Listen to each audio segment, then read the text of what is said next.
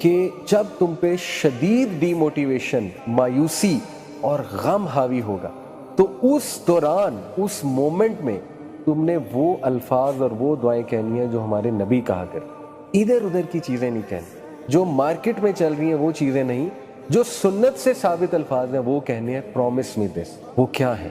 नबी सल्लल्लाहु अलैहि वसल्लम जब शदीद गम में होते, शदीद कोई तकलीफ आती, हमारे नबी कहते थे अल्लाहु अल्लाहु रब्बी ला उशरिकु बिही शैअन।